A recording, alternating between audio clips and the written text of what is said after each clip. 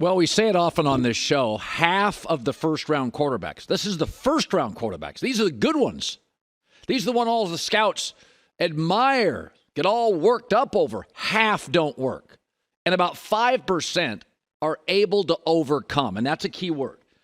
Chicago makes it tough on young quarterbacks. It's a defensive coach, a defensive culture. I don't know the last time they had a great O-line. Now, Josh Allen is gifted enough in Buffalo that he's overcome O-line and running back issues. Justin Fields isn't Josh Allen. Joe Burrow. How about Kenny Pickett? Great defense, great organization. Okay, the Bears are neither. So Kenny Pickett can win with real limitations. Josh Allen can win when they don't surround him with perfect offensive weapons. But that's not Justin Fields' scenario. The Bears have not been well run. The Bears have not been well run in a long, long time. Who am I supposed to trust? Go back to 2000. The Bears have made the playoffs back-to-back seasons one time. Chaos is always right behind them in the rearview mirror. I don't know if Jordan Love is very good in Green Bay, but I know they don't have chaos. They don't overspend on free agents. They draft and develop, and they do a really good job with quarterbacks, dating back to Bart Starr and Brett Favre and Aaron Rodgers. They stay out of chaos in Green Bay. They set you up to succeed. I don't think Jordan Love is great. I don't. But Justin Fields has been set up to fail. In college, he played at Ohio State. 5-star players everywhere relied on his athleticism often. In Chicago, he doesn't have players around him. We don't know about the coaching. I suspect it's just not good enough.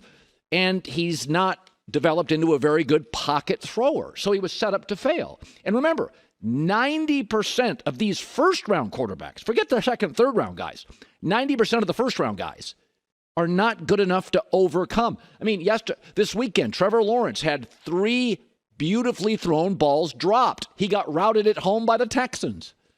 Very few Andrew Lucks out there. Very few John Elways. They don't exist.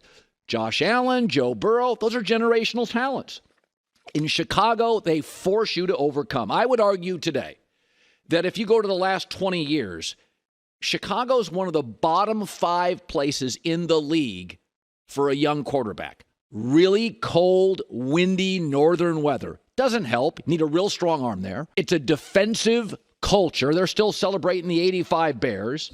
It's old school ownership. And the Green Bay Packers usually have a Hall of Famer at quarterback. It's not a coincidence that Kansas City has had great coaches multiple times. The Hunt family.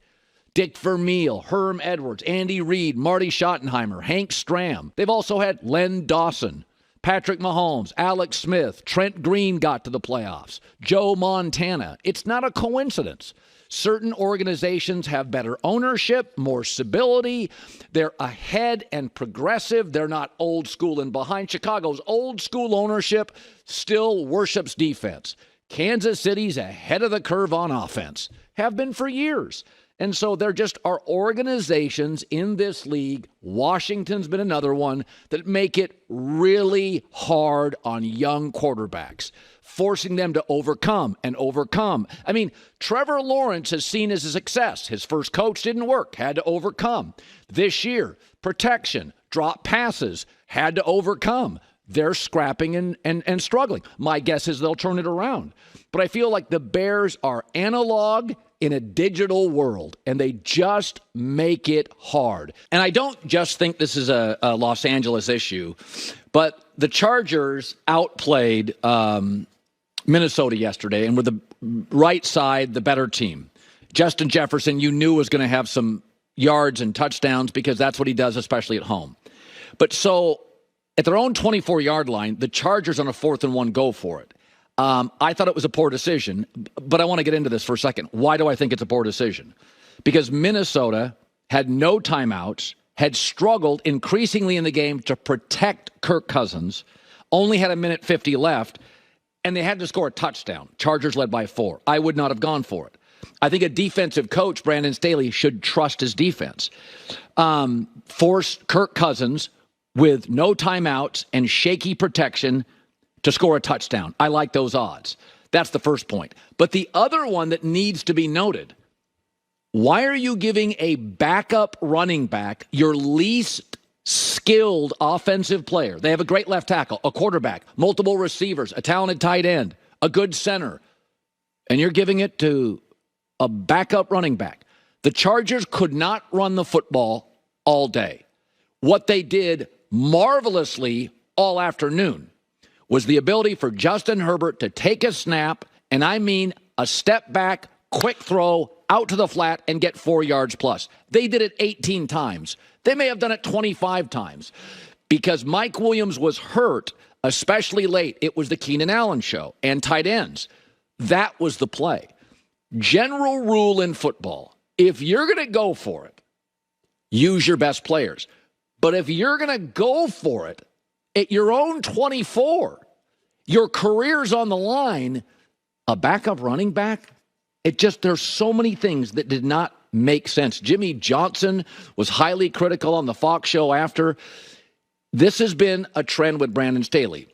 When you watch certain teams in this league, you see Sean Payton has made Russell Wilson better, Mike McDaniel, Kyle Shanahan. You can see really good coaching. My question is, how many times in this game did the Chargers defense, Brandon Staley's a defensive coach, shoot themselves in the foot?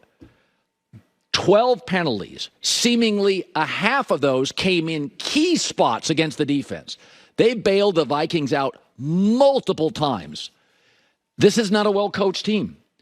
Justin Herbert, once again, has to save the franchise.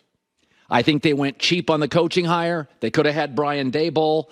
Listen, there's a play in the NFL. One of the knocks on Brandon Staley is he's condescending, he's young, he's sort of a know-it-all. I don't know him well enough to have that opinion, but I've seen it in press conferences. So Philadelphia, the Eagles, have created a play over the last year. The entire league is seemingly copying. It gets 1 yard every time. Justin Herbert is 6'5.5", 245. He is one of the bigger quarterbacks in the league. Just copy somebody else. Copy the Eagles. Don't think you have all the answers. It's being copied throughout the NFL. You give it to a no-burst power running back with an O-line that could not create run support all day. What are you doing? It's one thing to not punt it to Kirk Cousins with no timeouts, make him drive 65 to 70 yards. That's one thing. Increasingly, the Chargers got pressure. That's one thing. But to use that player in that spot, that call makes absolutely no sense to me. And it was funny because I was texting a Charger fan, and I'm like, do you fire him before the flight, on the flight, or in the tarmac when you get home? Like, this can't be the answer.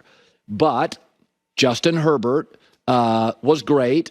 They get a tip ball, an interception in the end zone. But there are so many questions about that. After the game, Brandon Staley has no apologies for it. All right. I'm not seeking apologies. I'm not one of those media people. I'm never seeking apologies. But I am seeking clarity. That running back, you couldn't run all day? Deep in your territory? When 18 times Justin Herbert took the snap, threw it to the flat, and got plus yards, made no sense to me. Again, don't need an apology. Not looking to fire coaches, but they tried to give that game away 6 times. If you watch the Vikings-Chargers, those were 2 teams trying to give the game away. One of them, we don't think that is that talented outside of Justin Jefferson. We don't think Minnesota's a super talented team. They won a lot of one-possession games last year. The Chargers are really good. They're really good. They drafted good again. They found another pass rusher to go along with Bosa. They're too good to be in this situation again. A play from 0-3. Hi, everybody. Thanks for watching. Subscribe here to get the latest from the show. Also, be sure to check out more of the best clips from The Herd or go watch a few segments from other shows on FS1.